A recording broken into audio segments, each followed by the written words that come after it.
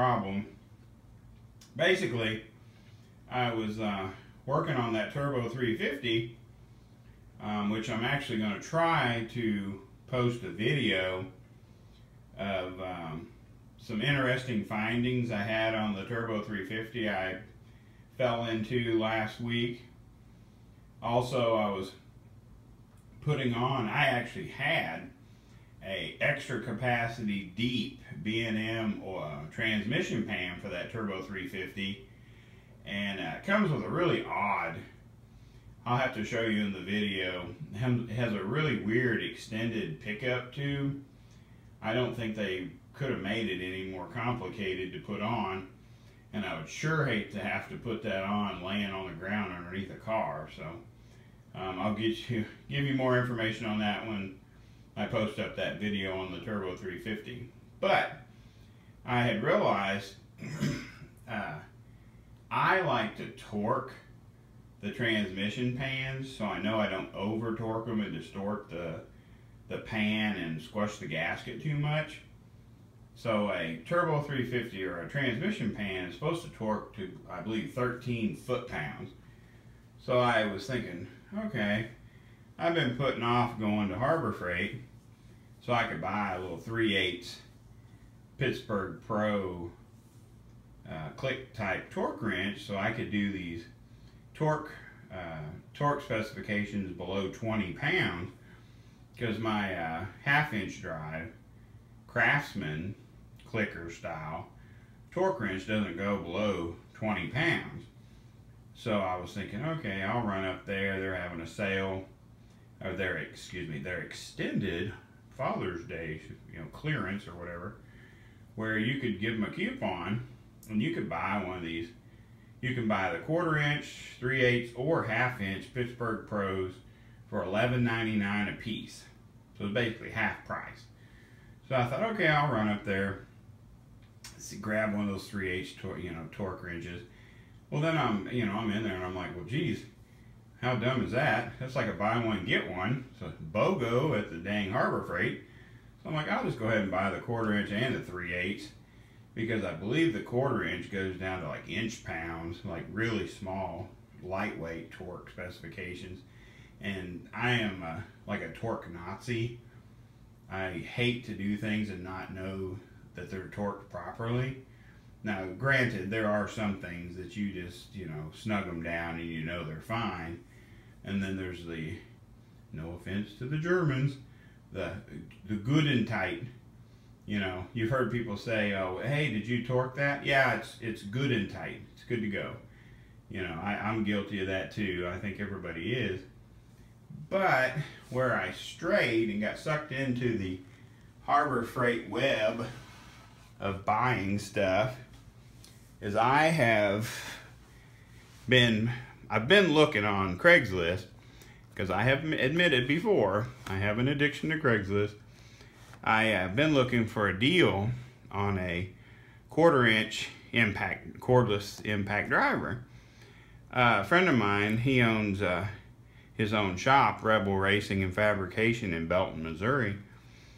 He just ran up and grabbed one of these to use over there, because he mostly does body shop, paint and body, crash repair, stuff like that. But he went and grabbed one of these just to have at his shop, and he said it's worked really well for him. I went in today, I was picking up my torque wrenches, but I was thinking, man, how much work was that? So it took me a few minutes looking through their little assortment to find the one that he bought that had a quick, I think this one has a 45 minute full charge time for the battery, and it goes up to 32 foot-pounds, which is like, I don't know, 382 inch-pounds, I think. But, that's more than enough for snugging down most fasteners, because the only time you'd use this is doing small, lightweight fasteners where you're just trying to save time. That hand-wrenching crap that takes forever. I am a fan, for more reason than I've ever mentioned in a video so far. I am a fan of power tools, whether it be electric, cordless, air, whatever. I use power tools every chance I can get. So I was just gonna unbox this thing. I won't lie, I unboxed this part of it earlier and got the battery charging. This thing must not have been sitting on the shelf very long, because this battery literally was fully charged in under 5 minutes, which I know is supposed to take 45 minutes. But when you plug in a battery that's needing charge, the red light comes on and says charging. Once that red light goes off, then it's ready to go. So I got this charged up so I can use it downstairs on my current project of pulling the engine and transmission out of my Blazer. Haven't mentioned that in a previous video yet, but that is happening as we speak. I have just returned from my Harbor Freight haul, and this was the box for the charger. You can see where I grabbed it out so I could charge that battery a while ago. This was the battery itself. I still haven't taken this out of its packaging yet. I hope it works as good as long as it hadn't been dropped or has any, you know, shipping damage on it. I mean, it's got a nice little weight to it. I like the way it shifts forward and reverse right here on the thumb. You know what I mean? And you think, well, it's kind of small and it don't stand up by itself. When you got the battery on it, you have to lay it on its side, which a lot of people don't like. But when you go to Harbor Freight, the big thing you got to look at on their cordless tools, I do not recommend anyone buy nickel, I think it's called nickel cadmium, or the nickel batteried tools, because although you can buy replacement battery packs for them, the nickel batteries don't last as long as the lithium. I think it's lithium ion. So just a point of reference and a piece of advice, when you're looking for cordless rechargeable tools, always try to get the lithium ion batteries over the nickel. I swear I think it's nickel cadmium, but when you look at the box, it'll tell you uses this kind of battery, whatever, whatever. I learned with my years working at Sprint PCS that nickel batteries suck. They have a horrible habit of losing capacity. The more you use it, the more you charge it, the worse it accepts charge. They eventually get to where they only hold a portion of the battery capacity on a full charge. So a lot of phones that you'll have that have the nickel batteries, you'll be like, oh, I charged my phone all day or all night and it's not even lunchtime and my battery's almost dead. Where previously you could go 1, 2, 3 days or more and not even have a problem with needing to recharge it. A lot of those batteries are losing their capacity and they don't store a full charge anymore. They start reducing their capacity. So, but the lithium ion batteries are better about maintaining a longer, fuller charge for a longer extended period of time. So learned that working in the wireless cell phone industry, and I picked this up and I hope it's a good addition to the tools in the shop. I wanted to show you guys, of course, when you go over there and they're having a sale, if you give them your coupon, you always get your free 4-inch magnet. I need some of the 6-inch magnets, but I'm too cheap to buy them most of the time. But I'm in the middle of pulling the engine and transmission out of the Blazer. Also weighing on my mind is having this stupid surgery. So I'm thinking, okay, I'm gonna buy one of these bigger magnets because I have tons of these and some of the 6 inches. I want to put all the bolts that I'm pulling off for the project I'm doing now in this one tray. Rationale is if I get stuck in the hospital longer than I think I am, or God forbid something worse happened during the surgery, I want someone with mechanical ability to be able to go, oh, here's the fasteners, let's put it back together. And that way maybe, you know, they can get it back together and get it back on the road. But I just wanted y'all to see, broke down. I hate paying $10 for this cheap piece of crap, but it's going to come in handy in the shop, both in the current project and the projects to come. And I can't give up on my free one because they're going to give it to me. I'm going to take it. So now we are looking at the, what is this? A 1/4 inch. Where does this thing come out of here? Ooh, it's taped or something. I'm trying to cut myself today if I can help it. Oops, that didn't work. I'm just going to tear it off because apparently I'm not very good at cutting.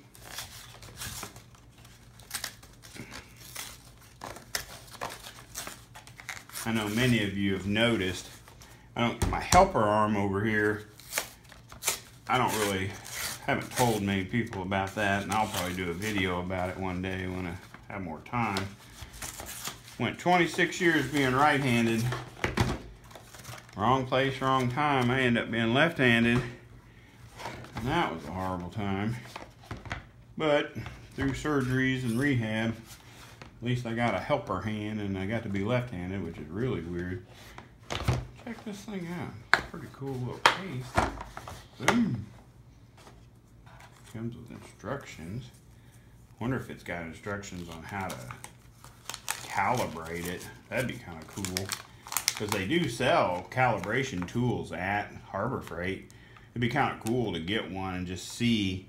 Because they say these things are within 4% accuracy. It'd be neat to kind of do a calibration test on them and see how close they are to accuracy. I love the way they have this lock. This is actually a better, stronger design than my Craftsman. And I believe it was Carcraft or Hot Rod did a test on these and found them to be really accurate. Especially for under 20 bucks. I mean, they're only $22 if you buy them full price. So, as long as they're within a reasonable error, I'm good with it. I'll use it. Okay, inch pounds. I was right. The 1/4 inch driver does inch pounds, and the 3/8 does the foot pounds below 20, which is pretty cool. This is the one I actually needed, but of course I had to take advantage of the deal. Man, I gotta get better at opening these things.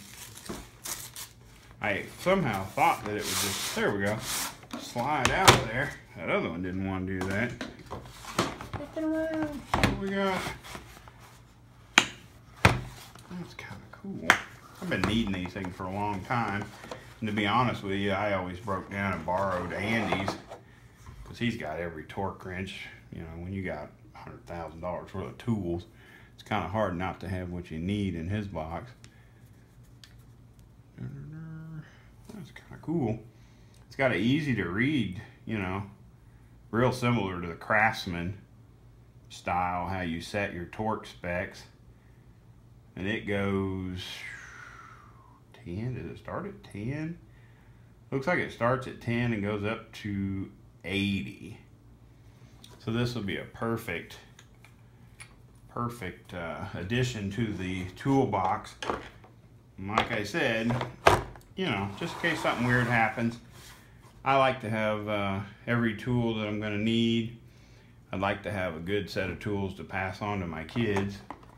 God forbid anything weird happen. It's kind of weird how they've got this little O-ring hanging out right here where this goes in. I don't know, that almost serves no purpose at all. I don't know.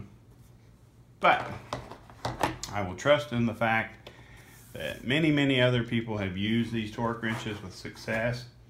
Like I said, one of those car magazines did a accuracy test on them, and you can see those skewed tests like Snap-on and those name brand places put on the YouTube, or put on YouTube, where they're like, oh, well, here's a, oh, it's very inconsistent. Oh, look at our great expensive tool, it's perfect every time. That's crap, you know. That test is skewed. I don't care, because when you have independent people that don't work for Snap-on test these, you know, type tools, they're just fine. So you have to kind of read between the lines and look who's doing the test so you know who to trust. So anyway, I appreciate you guys watching.